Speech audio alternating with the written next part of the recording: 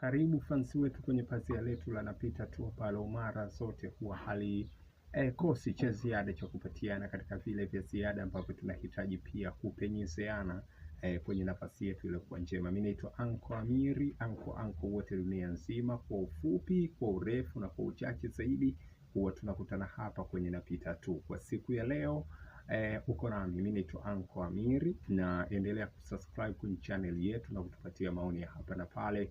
Tuna mengi zaidi ya kuweza kupatiana hapa na kuhusiana. Leo tuna nafasi ya kulifahamu shirika linalojulikana kwa jina la ILO.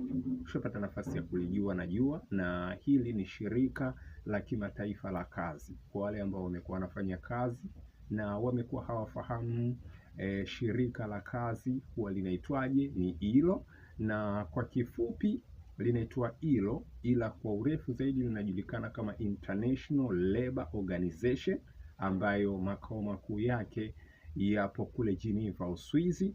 Na hii ilianzishwa mwaka 1919. Yes, hiyo shirika la kazi lilianzishwa mwaka 1919, na ILO ni wakala wa Umoja wa Mataifa wenye mamlaka ya kuendeleza haki za kijamii na kukuza heshima ya kazi kwa kuweka viwango vya kazi vya kimataifa. Hizo ndo kazi kubwa wanayoisimamia ILO. Lakini ILO ni shirika maalum la kwanza la Umoja wa Mataifa.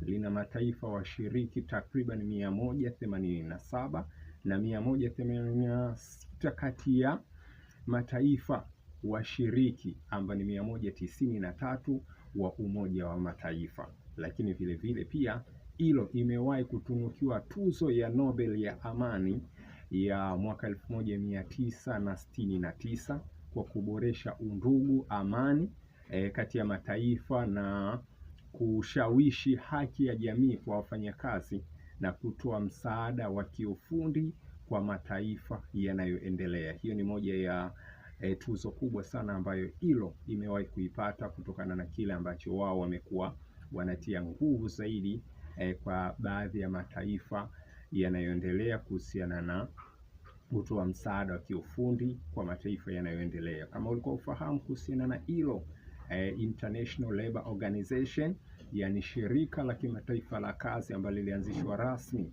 mwaka 1919.